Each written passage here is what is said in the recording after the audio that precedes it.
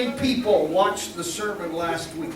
Can you believe that? Hallelujah. 489 people were on there listening to the sermon. Hey, folks, we're glad to be a part and to share with you.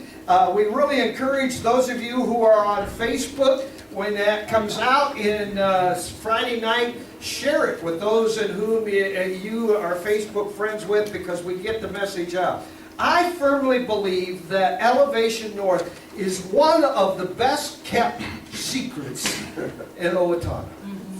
I believe that with all my heart.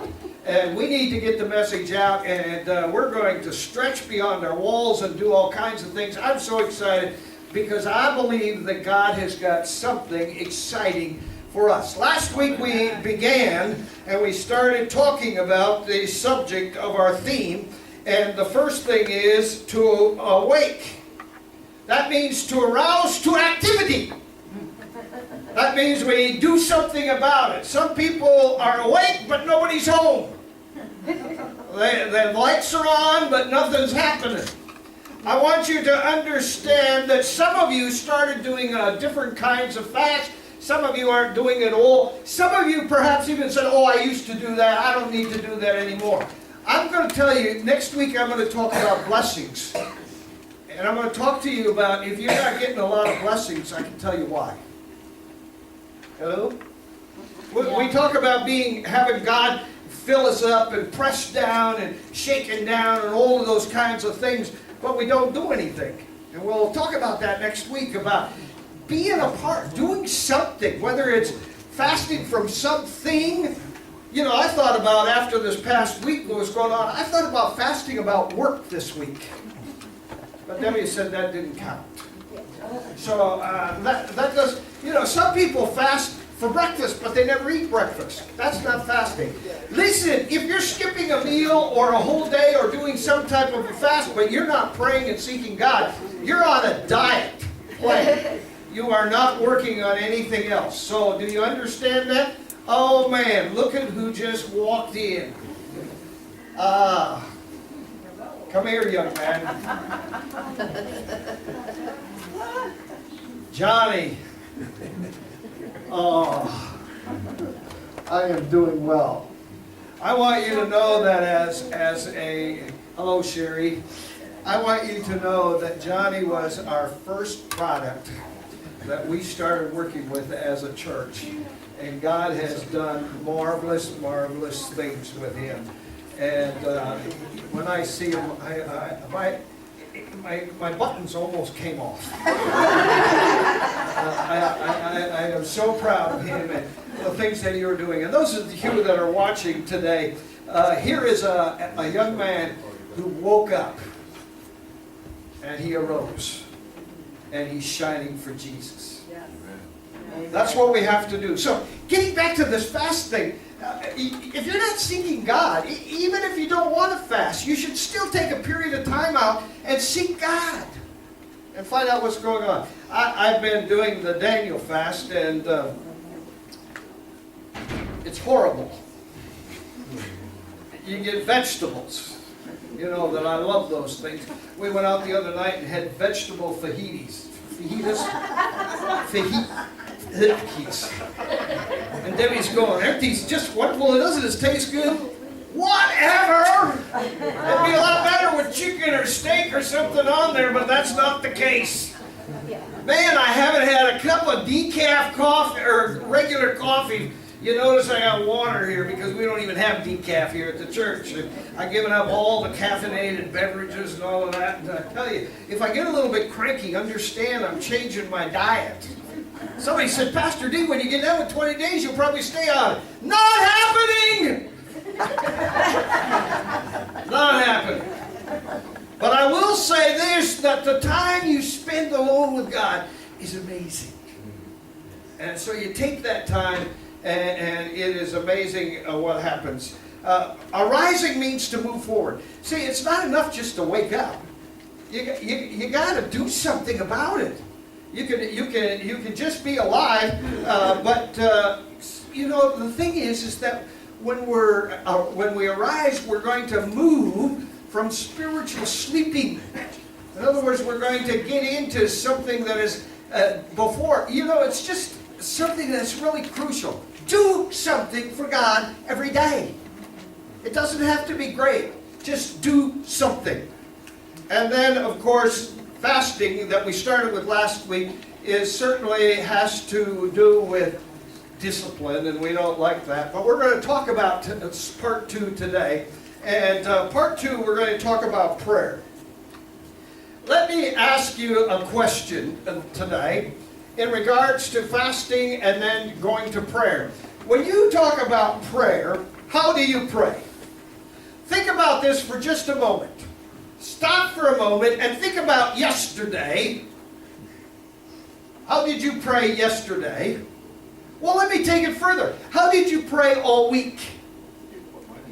Most of the time, for most of us, how we prayed was this way. Thank you for the food we are about to partake. Amen. Oh God, we got these problems. You got to take care of them. God, I'm in a mess. You got to get me out of it. The point is that I'm making this morning is that you and I really don't pray most of the time. Now, the model prayer was given to us in Matthew chapter 6. I want to touch on it for just a minute before we go to our text, because it's a marvelous prayer that God taught, or Jesus taught his disciples. When they came to him and said, will you teach us to pray? He gave a prayer that most people can recite. And that is the problem. They recite it. It becomes a tradition. They go through the motion, but they don't pray it. The prayer begins with praise to him. Our Father which art in heaven, hallowed be thy name. You start your prayer time with a time of praise and thanksgiving to God. Don't do any praying about things until you do that first. The second thing is we ask for his will to be done. Most of us pray, God, I've already done my will, now fix it. Or bless it. This is what I will do. This is what I want to do. This is what I'm going to do. You're not asking for God's will in your life. When you pray to God, he's probably and most likely is going to change the direction in which you're going in certain areas of your life. God wants you to do his will. Listen, did you ever understand the fact that when you do God's will, it's much better, happier, wonderful than your own will? Amen. Amen. You say, how is that? Take a kid, for instance. You never have to teach a kid his will. It comes automatic. What happens when his will is not the same as your will? The problem happens, he gets in trouble. And then he gets, if he doesn't change his will to your will, then he gets some kind of punishment. And the punishment comes until he changes what he wants to do, what he's supposed to do. That's the same way it is with God. We're his children. He wants to bless us. He doesn't give us rules to make sure that we can't do anything. He gives us rules to protect us. And so when he protects us, we want to do his will. He said, then next, the third thing is you ask for your daily need. But God, I want this. I would like to have this. God, can I have this? You know what? When God supplies your needs, it is more than what you have. Hello? Notice that. When God totally supplies your need, he is going to give you more than what you have. Now here's the next part. We're to ask him for forgiveness. But there's a catch. I need to forgive. I need that forgiveness as I forgive others. Oh, that's the tough part. Really? We really... You know, I hate that part in the Bible where Jesus said, turn your cheek. Remember that part? How many times the disciple says, do I have to do that? I remember the first time not the first time I got in trouble in school, but I got in trouble in school once. And And my dad says, I thought I told you to turn your cheek. I said, Dad, I did. He hit me there too, so then I took care of him. Actually, if you multiply it out, it's 499 times. Really? Now, there's some people in your life that you probably used that 499 times. But if you want to be truly forgiven by God, you have to forgive other people without question. And if you can't do it, then don't ask God for His forgiveness. Then he says, I need you to protect me from temptation and evil. See, the problem is that if you yield to temptation, you're going to be in evil. You've got to work really, really hard on the fact that you need to make sure that you are staying away from those things that are tempting you. I told this once before, and I'll tell you again. I don't find anywhere in the Bible that says you cannot drink. In fact, I find in the Bible that it says for Timothy to take some wine for his stomach's sake. But the problem is that if one drink you can't stop, it's a temptation for you to fall into something worse, so you stay away from it. Hello? Amen. I want you to understand, if you got a problem with drinking, stay out of the bars. Why you go there in the first place? Stay away from those places where they're drinking. If you can't stay out of the bar, walk on the other side of the street. Don't go downtown. Hello? Now we all look at that and say, oh, that's very plain. Well, let's look at some other things. To those of you who watch soap operas, now I'm meddling, I know. How spiritually healthy are they? Yeah, really? Really, how spiritually healthy? Do I need to say anymore? Are you following me? Yeah. Stay away from temptation. Yeah. And then you'll stay away from evil. And then he goes back to praise, and he goes back to the wonderful thing of worshiping Him again. That's the model prayer. But I want us to go back, because I want us to go beyond that. There's a marvelous lot of prayers in the Bible, but I want us to go to 2 Chronicles, or 1 Chronicles today, and it's in chapter 4, and the words are up here, so you don't even have to look it up, because I want you to pay attention.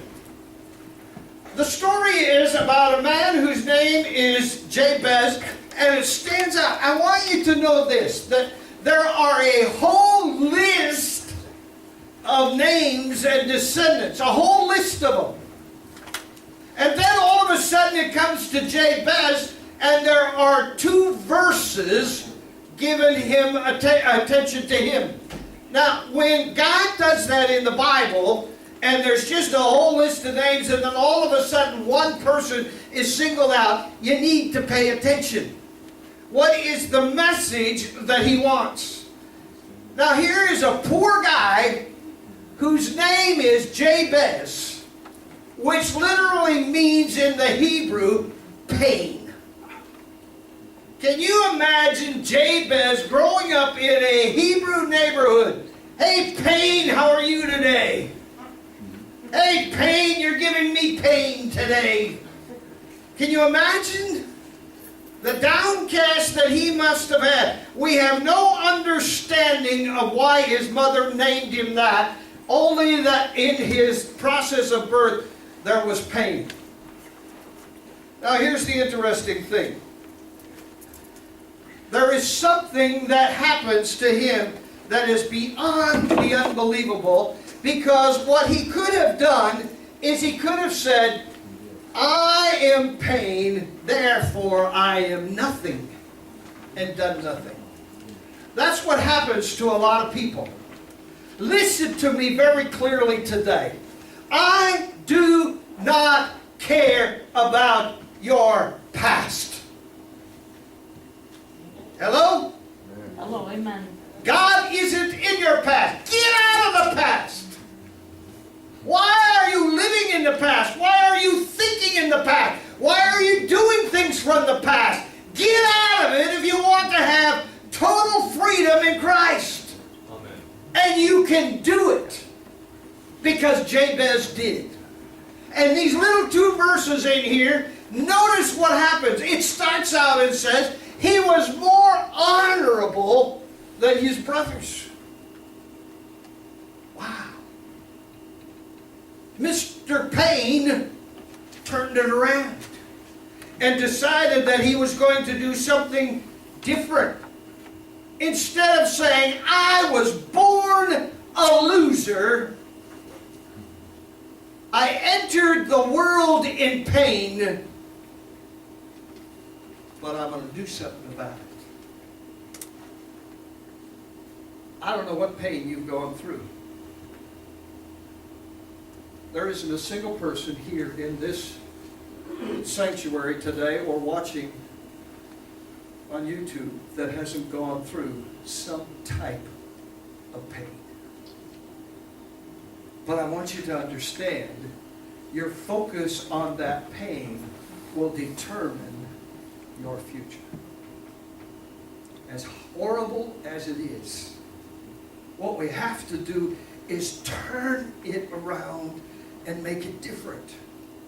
Now it's interesting that what happens here is that in verse 10, we read what happened to this honorable man.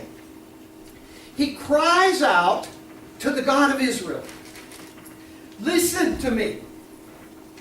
You can get all of the counseling and help and read all of the books that you want to read. In fact, you can even, do you realize that you can go to the library and get a book on how to read, how to write a book?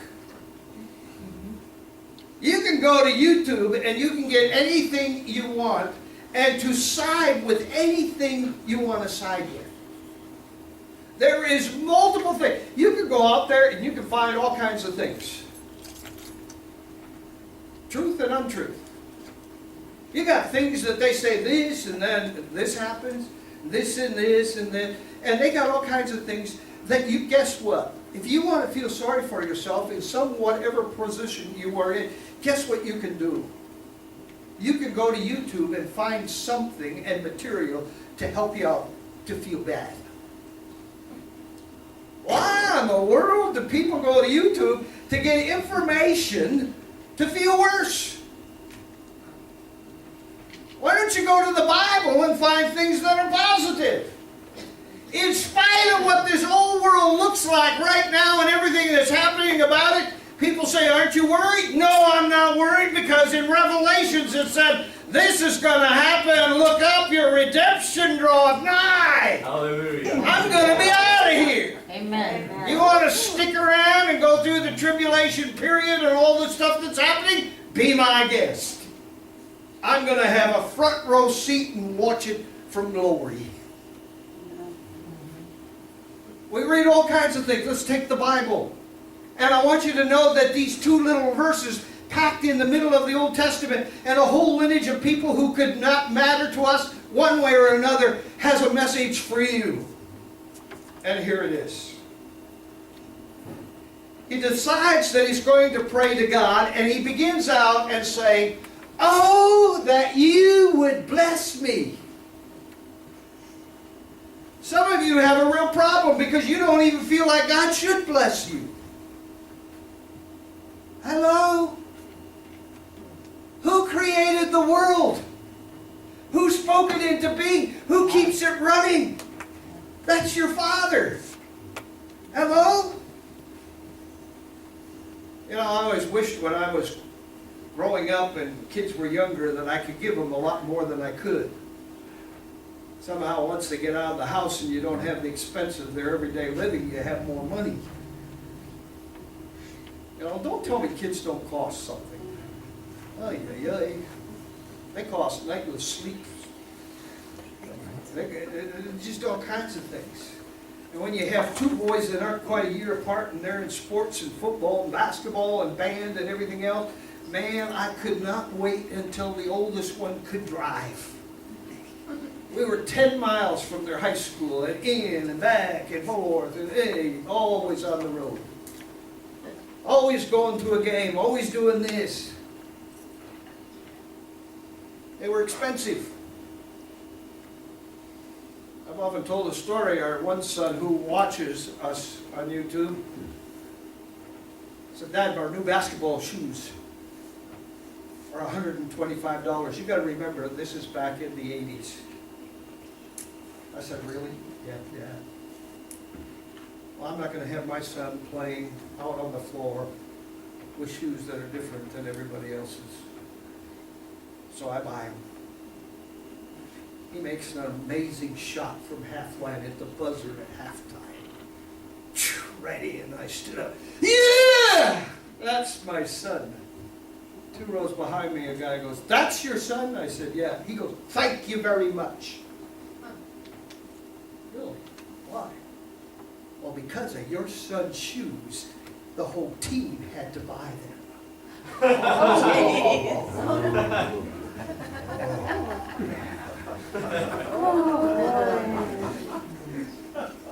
He knew how to be blessed. That same son, one Sunday morning when we told him we couldn't go to McDonald's, we had a lot of things happening and everything was falling apart, he takes an envelope out of the pew and he puts in his 50 cents and he writes on the bottom, "For Dad." Way to go. Maybe he figured that that's the way he could get there. I don't know. He knew how to be, and you know what? He found the secret of being blessed by God because he is abundantly blessed. And you know what? He gives away more than perhaps a lot of you make in a year. Because God blessed you. I want you to understand God wants to bless you.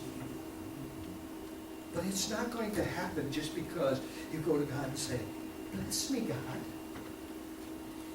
You're lucky to have me, God." He's going to bless you because you're following Him and doing what He asks. Then what do you say? Enlarge my territory. Oh boy, that's where we get a little nervous. You ever thought about that? Enlarge my territory?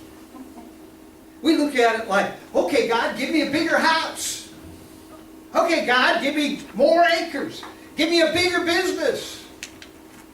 Guess what? If you're going to pray that that's how your territory is enlarged, you may have that happen, but most cases you're going to be disappointed. When he said enlarge my territory, he's talking about give me more opportunities to share Jesus. I want you to understand this is my prayer that I've been praying every day for our church for 2019. That God is going to bless us beyond measure. But our territory will be enlarged. We'll be able to reach more people, do more things, touch more people's lives. Amen. Do you want to do that? Amen. Oh, then we need to pray it. We need to ask God, direct me. And God will give you every single day, if you get up in the morning and say, "God, I want at least 2 God-appointed opportunities today," you will get them.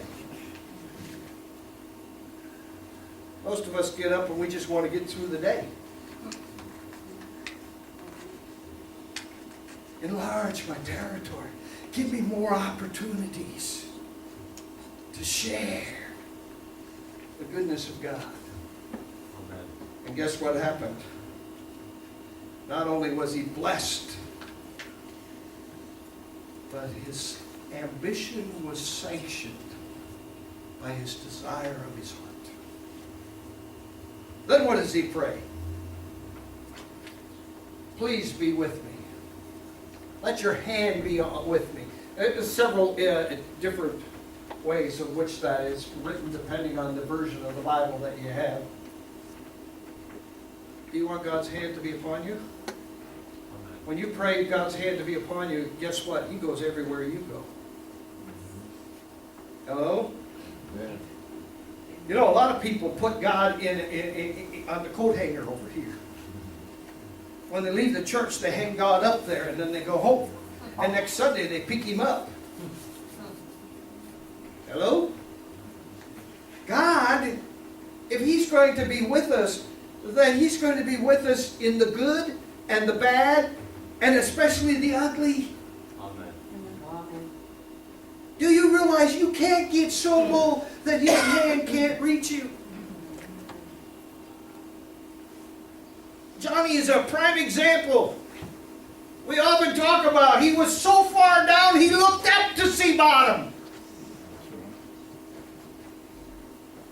But God's hand reached. Isn't that exciting?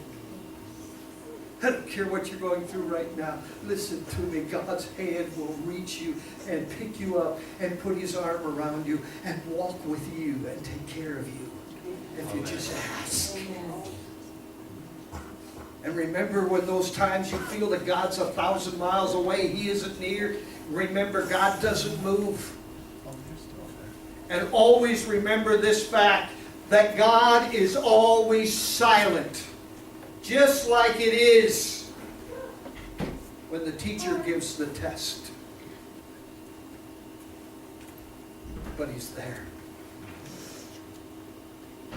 He will never leave you. He will never forsake you. We have all had friends. We've all had relatives. We've all had people, acquaintances, and fellow workers. But I want you to understand, they've all left us. And we feel like we're all by ourselves. Understand, God never, ever leaves you unless you leave Him. Ever. Now, I like the last part. Because if you go back to the original, it says, keep me from harm that I may be free from pain. But if you go back to the original Hebrew, it really means this. Keep me from harm and help me not to cause pain. Hello? Now, keep me from harm. Listen, if you're going to stick your foot in the trap, don't expect God to keep the trap from not closing. Hello? You know, I had these dumb ground moles in my backyard. I hate those things. And so my neighbor, he is this wonderful trapper. He can trap anything. And so I asked him to come over and help me, so we dig this wonderful hole, and he shows me how to put the trap in and get everything just so and perfect and whatever. I come back the next day and the trap is tripped and there's nothing in it, but the food's gone. So I decided I'm going to be smarter than that. I'm going to put poison in the hole. I'm going to get these guys, you know? And I put poison in the hole, and guess what? I'd open up the hole, the poison would be gone, and I have a new hole somewhere else. You know, these ugly things, they come up and they put all this Roundup on top. I did everything I possibly could. Until finally I got to the point where I said, enough is enough. And I heard about these little things that you put in the ground, and you put 3D batteries, and they got a horrible squealing noise. And that horrible squealing noise is so loud and so hard on, they'll disappear.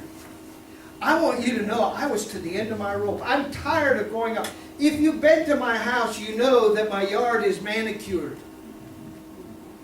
My boss at Southway says when the grass gets a half-inch high, he's got to mow it. I have a lawn where you take your shoes off to walk on it. And these guys are ruining it. So I go to Fleet Farm and I get these tubes, and it says it'll cover 800 square feet. Well, if one covers 800 square feet, 2 ought to do even better. And 3 ought to be perfect. So I strategically put them in my backyard. Guess what? In about 2 days, no more gophers. No more of these ugly things that are making a mess. In fact, I got them so strategically placed, my neighbors don't have them either. But the problem is that you and I need some of these sensors that squeals so loud that it gets our attention to get out of danger. Amen. Why do you flirt with the world and not expect to get the consequences of what's happened? I want you to understand, when you yield to temptation, you've fallen.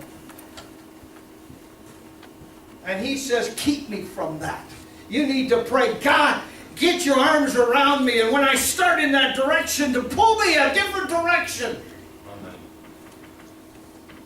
So that I won't be harmed. Now he says, so I won't also cause pain. Really? Do you realize that in the world some people are just a pain? Some people, they're just a pain. I sometimes wonder if their name isn't Jabez. They're just a pain no matter what. They're around you, you know, you just want to avoid them like the plague. Do you cause pain? You see, the problem is that you and I are so much concerned about those who cause pain that we don't realize that we are the pain. You know how I can tell what a problem that you might have? Here, let me give you a counseling insight. What you complain about everybody else that they do is exactly the problem you have.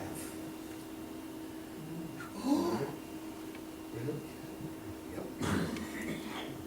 Everybody's a grouch. Hey, everybody, you ever see that person? You're the grouch. Everybody talks. They can't keep a secret. Nobody keeps a secret. You can't keep a secret. You know what a secret, first of all, you got to learn in the 21st century. You know what a secret is in the 21st century? It's what I tell one person at a time. That's the definition of the 21st century secret. He's a thief. He's a thief. She's a thief. You're a thief. Hello? Are you with me? Some of you are going to start watching your tongue. Pastor's already got me, oh, he knows exactly who I am. Anybody in the counseling realm knows that. That's how we get to the root of the problem in a hurry. Now here it is. A simple 4-part prayer. And what's going to happen is some of you are going to take this prayer home and you're just going to read it every day. I want you to understand, if you just take it home and read it every day, it isn't going to do any good. Hello? You got to pray it. Now, this story of Jabez is such a short one, but we are given details by the Lord for a very special reason. And there are 3 things that I want you to get today as we come to an end. Jabez had a tremendous struggling and difficulty in the beginning of his life. But that does not necessitate unlimited possibilities. Hello? If Jimmy Carter and Donald Trump can become president of the United States, you can become anything you set your mind to, if you want to. If you're going to hang your head down because of what has happened, listen, I'm not talking and saying, okay, Pastor D, you don't know what I've gone through in my life. No, I don't. But I want you to understand this. Hold your head high. And dare to believe that in spite of the difficulties, God is mightier than any situation in your life. Amen. And when you walk under His authority and for His glory, Your back, your past will not determine your future. Now the second thing is, Jabez didn't limit his prayer. You know, I can just see some people going to prayer. Dear Jesus, I don't deserve this. I'm so bad. But could you help me in a way? I sprained my thumb. Really? If that's all you could ask God for, you got a small God. You have a small God. He can do the most amazing things. And so many times we think that big things God doesn't care about. Listen, you're His child. You're His child. When we desire and actively think about where we want to see God's hand in our lives, it's going to happen. And it will happen. He didn't limit his prayers because of his limited beginning. Don't limit your prayers. Amen. Dare to ask. Dare to ask. Lastly, he wasn't limited by the shape. Oh, really? Jabez recognized that all good gifts came from God. He gives the gifts of success and prosperity. We're going to talk about that next week. We're going to talk about being blessed. We're shaken down, pressed down, and overflowing. That's what he wants to do. Amen. And the choice is really up to us. And most of us, perhaps sitting here today, go, I don't deserve it. Really? Why not? Why do you think you are limited above anyone else? Oh, you can be blessed beyond measure. But we got to do it right. How do we do it right? Well, first of all, it's a good idea to fast. From something or from some foods or from whatever, and spend a amount of time seeking and praying before God.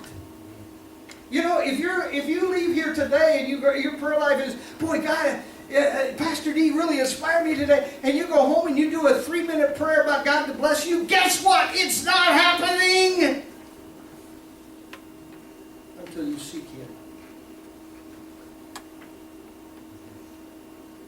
You know, how does that work?